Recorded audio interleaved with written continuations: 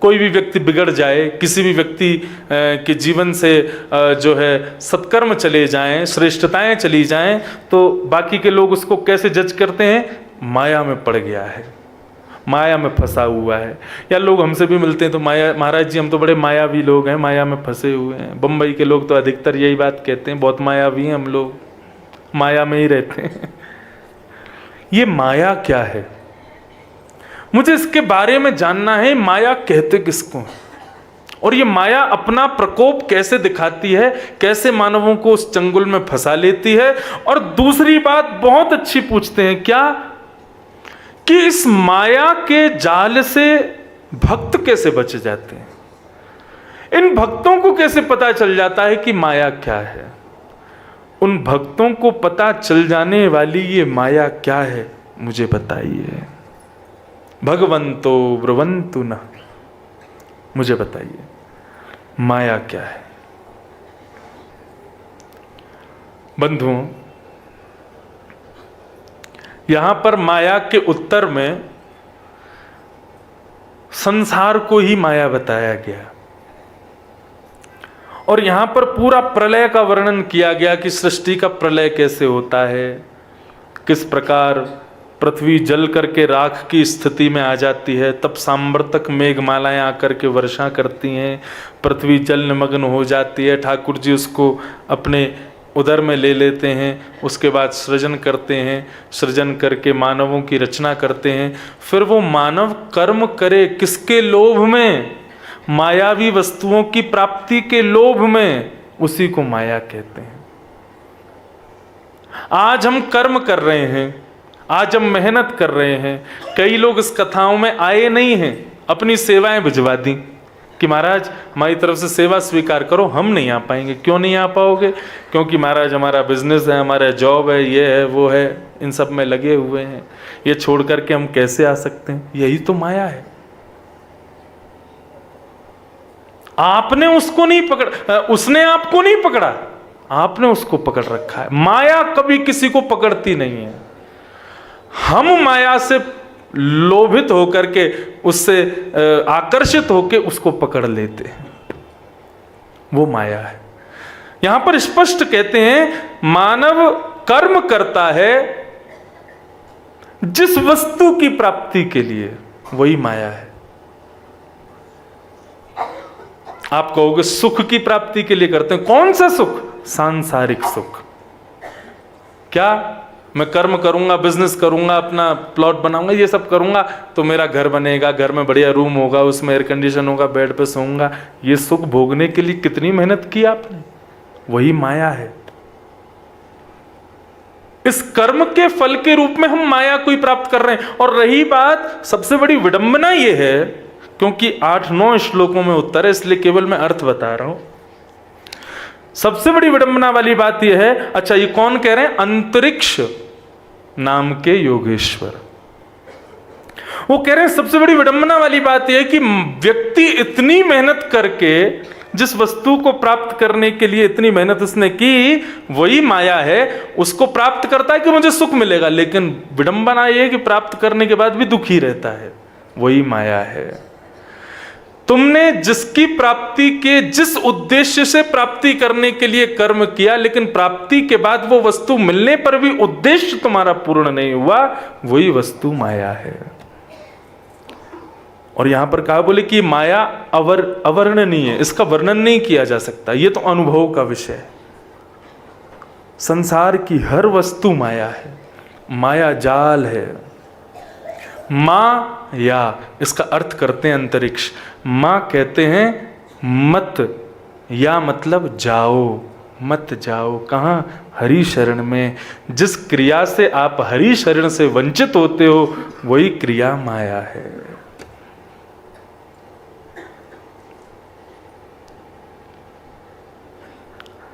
भगवत प्राप्ति में यदि रुकावट पत्नी बन रही है तो वो माया है, पुत्र बन रहा है तो वो भी माया है, तुम्हारा व्यापार बन रहा है तो माया है। हमारा देखो, एक बात कहूं आपसे, भागवत धर्म सुनने का ये तात्पर्य नहीं है कि आप सब छोड़ दो। वैरागी हो जाओ, विरक्त हो जाओ, सन्यास ले लो, ये तात्पर्य नहीं है भागवत धर्म का। भागवत धर्म का केवल और केवल यही अर्थ है, शरीर से स्थिति में रहते हुए मन को उस स्थिति में मत आने दो। मन और शरीर दो अलग अलग क्रियाएं करें, और करते ही हैं। मन की क्रिया सदैव शरीर से भिन्न ही होती है। आप बैठे हो बद्रीनाथ में, सुन रहे हो कथा, लेकिन मन आपका विचरण करता रहता है। मन और शरीर की गतियां अलग हैं। हम क्या करते हैं, मन को सब जगह डुलाते हैं, शरीर को एक जगह बैठाते हैं। उल्टा करो, शरीर को डुलाओ, मन को बैठाओ।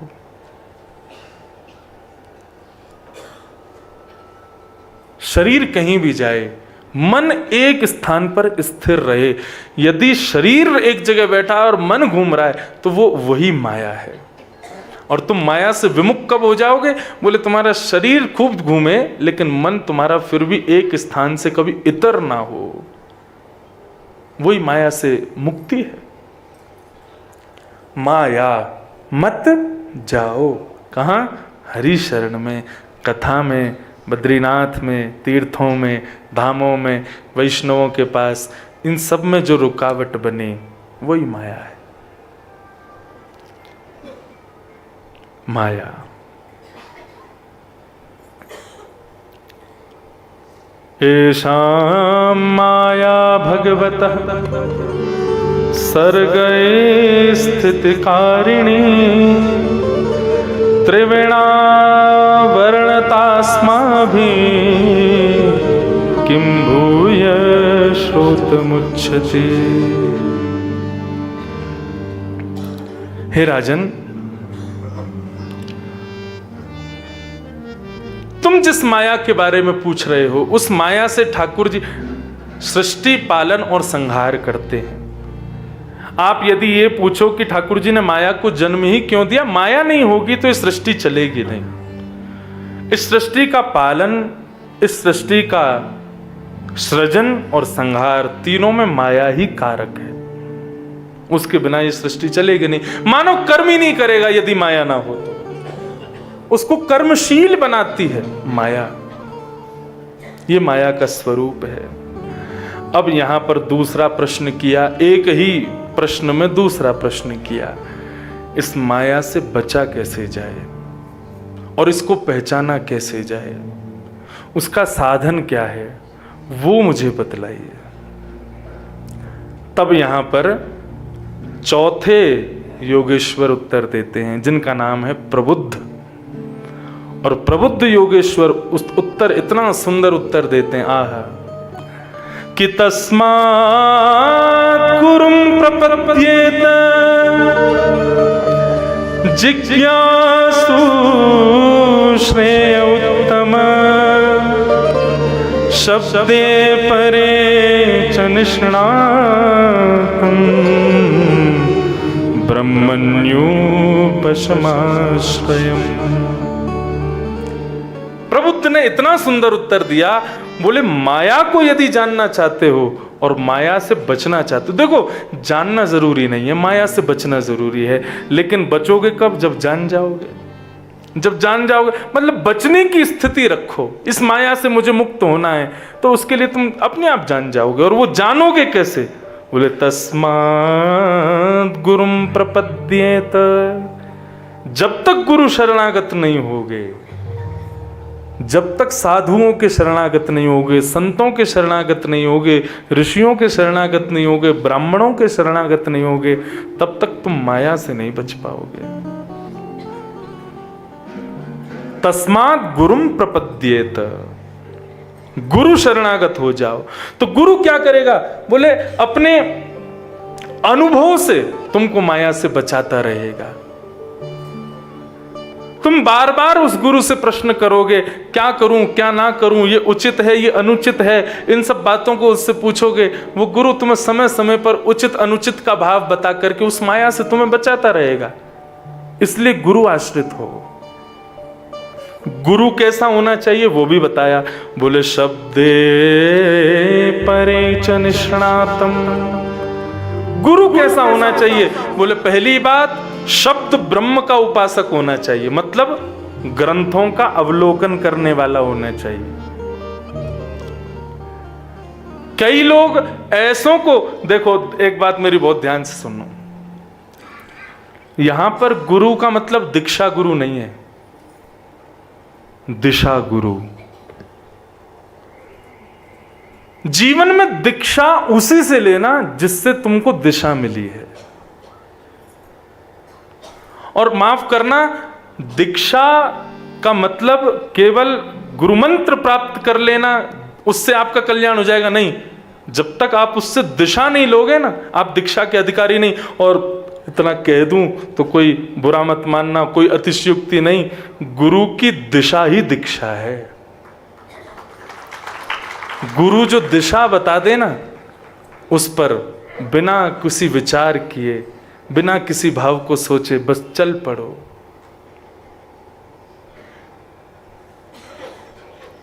भगवान, हम कभी दीक्षा नहीं देते, हम भी श्री वैष्णव संप्रदाय से, परंपरा से गुरु पदवी प्राप्त है।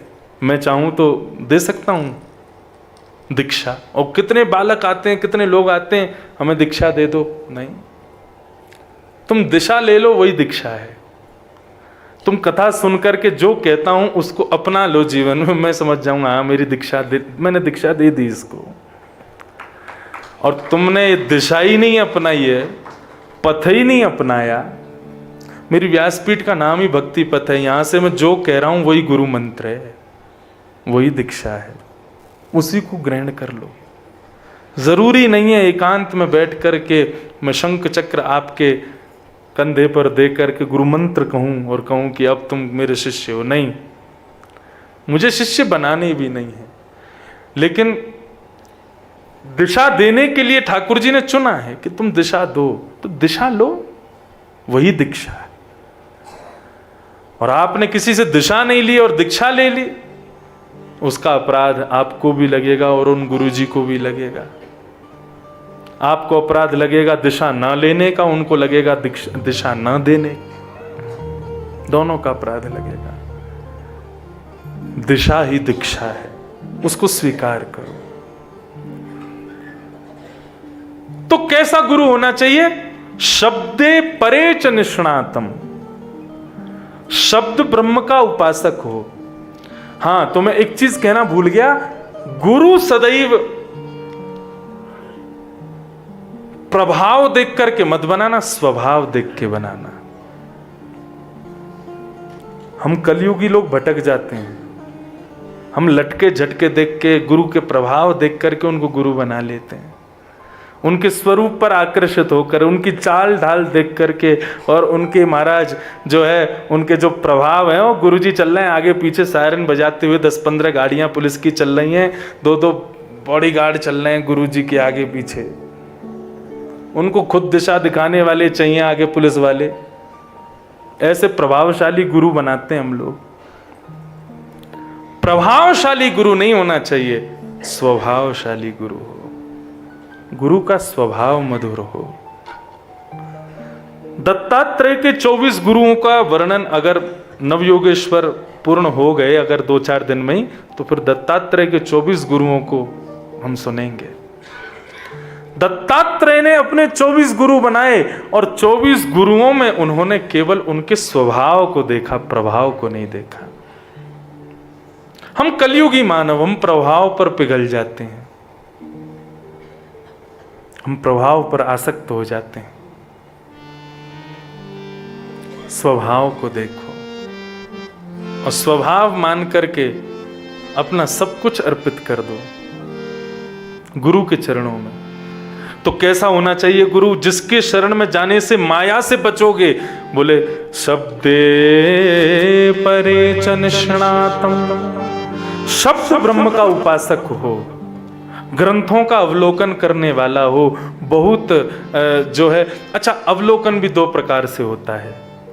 एक प्रकार तो ये होता है मैं अवलोकन किस लिए कर रहा हूं, ताकि मुझे बहुत नॉलेज हो जाए। और एक अवलोकन इसलिए होता है कि मैं अवलोकन करके स्वयं भी दिशा पर चलूं, दूसरों को भी दिशा बता सकूं। दोनों बातें, दोनों में श्रेष्ठ क्या है? स्वयं की बुद्धि में खूब ज्ञान भर ले वो श्रेष्ठ है, या केवल ज्ञान को अपने पथ के प्रदर्शक के लिए और दूसरों के पथ के लिए रखे, वो श्रेष्ठ है।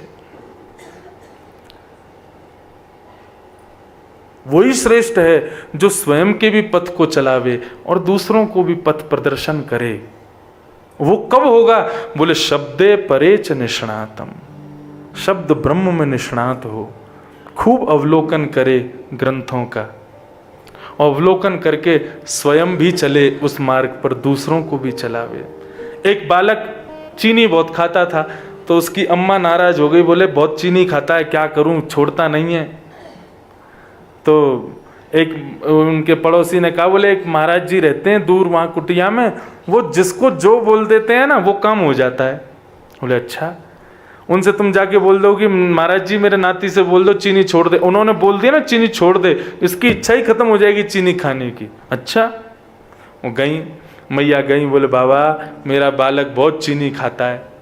अच्छा, तो आप इसको बोल दो कि चीनी छोड़ दे, आपके बोलते ही ये छोड़ देगा। महात्मा बोले अच्छा, एक मैया एक काम करो, 5 महीने बाद आना। 5 महीने तक क्या करूं? बोले खाने दो, 5 महीने बाद आना। 5 महीने बाद लेके गए तो कहा बाबा इसको बोल दो चीनी छोड़ दो। बाबा ने कहा बेटा, बोले जी बाबा चीनी छोड़ दो। बोले ठीक है, मैया ले जाओ।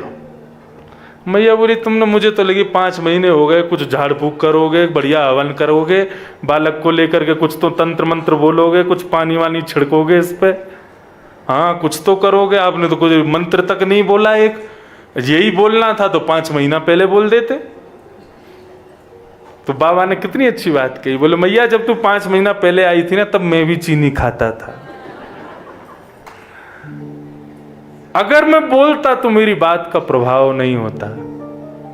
5 महीने में पहले मैंने अपनी जीभ से चीनी को हटाया, जब मेरी जीभ से चीनी चली गई तो मैंने बोल दिया, अब प्रभाव हो जाएगा। समझे बात को? गुरु कैसा होना चाहिए? प्रबुद्ध योगेश्वर कह रहे हैं शब्द का निष्णात ऐसा होना चाहिए, वो जो कहे पहले खुद भी करे। क्योंकि यदि स्वयं के जीवन में यदि वो भाव उसके नहीं होगा, वो कितना भी बोले लोग भी उसका पालन नहीं कर पाएंगे। महाराज, गुरु की वाणी से व्यक्ति पर प्रभाव नहीं होता, गुरु जो कहता है वो स्वयं के आचरण में लावे, उससे प्रभाव होता है। एक प्रकार से कहा जाए तो वक्ता जो है ना अपनी कथा खुद सुने। ये 2-2 स्पीकर, ये 2 वक्ता मेरे आगे भी बैठे हैं, आपके आगे तो एक ही व्यास बैठा, मेरे सामने ये 2-2 बैठे हैं, मेरी कथा ही मुझको सुनाते हैं। क्यों सुनाते हैं? बोले जो तू कह रहा है ना तू खुद भी कर। यदि खुद नहीं करेगा तो प्रभाव नहीं होगा, शिष्यों पर उसका कोई असर नहीं होगा। वही वाली बात हो गई ना, यहां से माना कैसे जाना है, मैं कहूं आगे जाना, आगे से यूं मुड़ जाना, यूं मुड़ के ऐसे मुड़ जाना, ऐसे मुड़ के वैसे आप भटक जाओगे। इससे बढ़िया क्या है, मैं आगे आगे चलूं, आओ ऐसे जाना है, ऐसे जाना है, ऐसे मेरे पीछे पीछे चलोगे, अपने आप पहुंचोगे। तो गुरु कैसा चाहिए जो माया से मुक्त करे? बोले शब्दे च निष्णातम, अपने शब्दों में निष्णात हो। और फिर दूसरी बात क्या की? परेच निष्णातम। परेच निष्णातम मतलब शब्द का भी उपासक हो, शब्द ब्रह्म का भी उपासक हो, ग्रंथों का भी उपासक, ये सब शब्द उपासक मान गए। लेकिन परेच निष्णातम मतलब पर ब्रह्म की सेवा भी करता हो, ठाकुर जी के श्रृंगार सेवा आदि में भी जिसकी रुचि हो। वैसे ये साथ दोनों गुण मुझ में हैं। मैं कोई प्रशंसा नहीं कर रहा हूं, मजाक में बोल रहा था, हंस दो। हाँ, शब्द में निष्णात हो और परब्रह्म की सेवा में निष्णात हो, ये 2 गुण युक्त गुरु यदि तुमने बना लिया तो तस्मात् गुरुं प्रपद्येत जिज्ञासु श्रेय उत्तम शब्दे परे च निष्णातम् ब्रह्मण्युपशमाश्रय।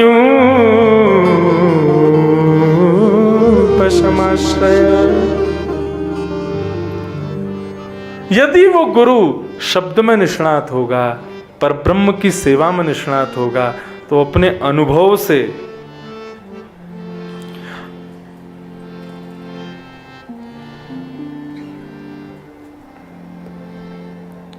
एक और बात कही है, शब्द ब्रह्म में निष्णात हो, पर ब्रह्म में निष्णात हो और व्यवहार पंच से शून्य हो, व्यवहार प्रपंच से शून्य हो। व्यवहार प्रपंच समझे? किसी को बहुत आदर देना और किसी की निंदा करना, वहां वो मेरे यहां आए थे मुझे उनके यहां जाना चाहिए, ये सब व्यवहार प्रपंच है। इन सब से ज्यादातर स्वयं को दूर रखता हो। एक महाराज जी वृंदावन में, उनसे सब लोग जाके कहते, बाबा आप बिहारी जी क्यों नहीं जाते? तो बाबा अपने मंदिर में ले जाते शिष्यों को और बोलते, इनमें बिहारी जी नहीं है क्या? ये भी तो बिहारी जी हैं। मैं बाहर जाऊंगा, 10 लोग मिलेंगे, 10 में से 2 प्रणाम करेंगे, 2 प्रणाम करेंगे, उनके प्रति मेरा राग हो जाएगा। कितने अच्छे प्रणाम कर रहे हैं, वो राग ही तो प्रपंच है, व्यवहार प्रपंच। कल को वो आदमी फिर मिलेगा मुझे, तो फिर मेरी इच्छा होगी अब इसको घर बुलाऊं, इसको आश्रम पे बुलाऊं, इसको माला पहनाऊं, इसको भोग दिलाऊं, ये सब। बोले व्यवहार प्रपंच से शून्य नहीं, लेकिन हां बहुत हद तक स्वयं को बचा के रखता हो। ये 3 गुण उसके भीतर चाहिए। व्यवहार प्रपंच, शब्द ब्रह्म में निष्णात और पर ब्रह्म की सेवा में निष्णात।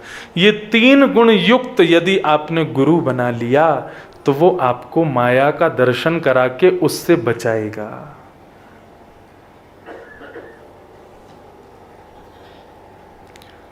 व्यवहार प्रपंच के भाव में एक बात और मन में आती है कि जब उसका नाम ही है व्यवहार प्रपंच, कई बार ऐसा होता है कि हम दूसरों के प्रति मानसिक प्रेम प्रकट नहीं करते, केवल व्यवहार प्रेम प्रकट करते हैं। समझ रहे हैं बात को? हमारा उसके प्रति प्रेम नहीं है, लेकिन हम स्थिति को देखते हुए केवल व्यवहार मात्र में प्रेम दिखाते हैं। अरे आ गए बड़े बढ़िया, आप तो मन ही मन सोच रहे हैं तेरा पाम टूट जाए, तू बैठे तेरी कुर्सी गिर जाए, तू चले तेरी गाड़ी पंचर हो जाए, अरे आपकी यात्रा मंगल में हो, आप प्रेम से जाओ। एक प्रकार से ये व्यवहार प्रपंच है। ऐसा ना हो गुरु मन से कुछ विचार करे और मुख से बोले कुछ और। अच्छा एक बात और, क्या इन बातों को सुनकर के आप किसी की परीक्षा लोगे कि उसमें ये गुण है कि नहीं? ऐसा कभी मत करना, परीक्षा नहीं लेनी है। ये तीनों वस्तुएं ऐसी हैं कि मानव सत्संगी यदि होगा ना तो उसको दिख जाएंगी अपने आप,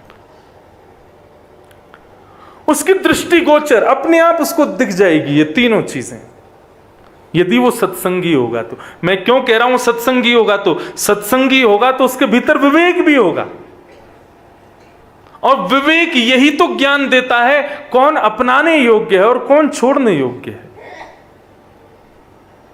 हमें अपनी तरफ से किसी की परीक्षा नहीं लेनी है, ये स्वीकारीकरण हमारा विवेक हमको कराएगा और विवेक सत्संग से प्राप्त होगा। ये तीनों चीजें दृष्टिगोचर होंगी, शब्द ब्रह्म में निष्णात, पर ब्रह्म में निष्णात, व्यवहार प्रपंच से शून्य। ये तीनों चीजें दिख जाती हैं सामने वाले में। हाँ मुझे तो दिखती हैं।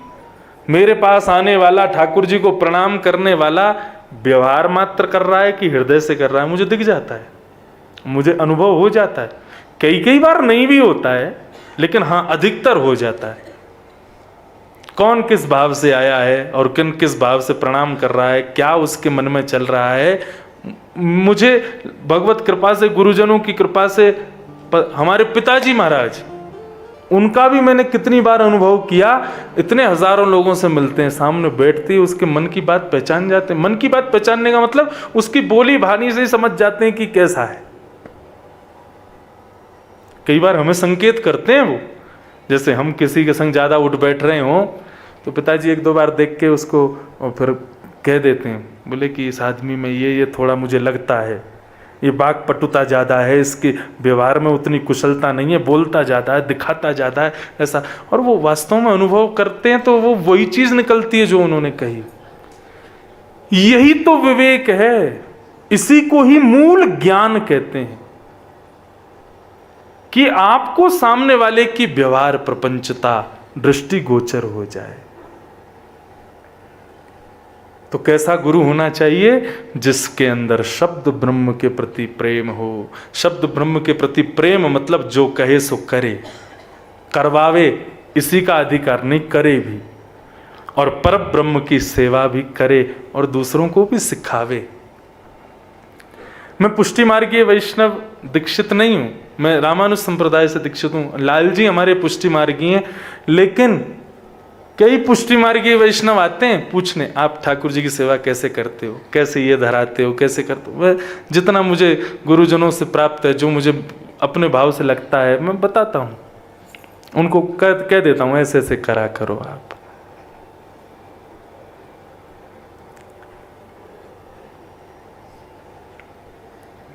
तो ये तो था गुरु कैसा चाहिए, जो माया से बचाए। अब दूसरी बात प्रबुद्ध कह रहे हैं, तुम्हारी शिष्यत्व कैसा होना चाहिए।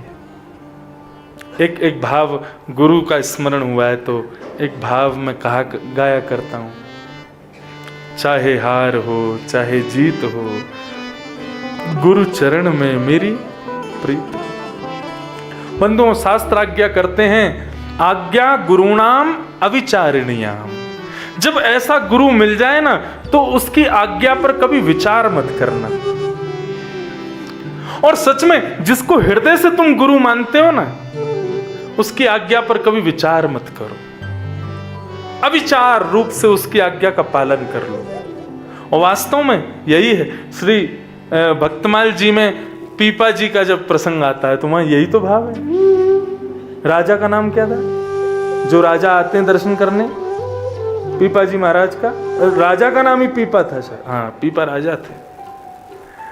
राजा आए दर्शन करने के लिए, शायद श्री, हाँ, संत सहचरी जी, पीपा जी, उनका यही तो प्रसंग है।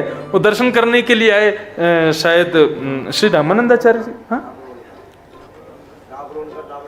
हाँ, रामानंदाचार्य जी के, रामानंदाचार्य जी के दर्शन करने आए। एक बार आए, बोले कौन आए हैं? बोले राजा आया है, नाम बताया अपना। बोले बोल दो नहीं मिलेंगे। दूसरी बार आया, बोले कौन आया? तो उसने अपनी प्रजा वर्जा छोड़ के आया, फिर भी राजा बोला अपने नाम के साथ, तो भी रामानंदाचार्य जी नहीं बोले, बोले नहीं मिलेंगे। तीसरी बार आया तो अपना नाम बोला केवल कि पीपा आया है, कह दो, निवेदन कर दो।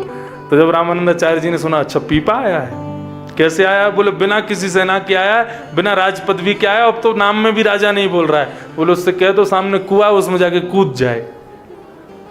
जैसी आज्ञा की, बोले कि रामानंदाचार्य जी आज्ञा करते हैं कि सामने कुआं है, उसमें जाके कूद जाओ।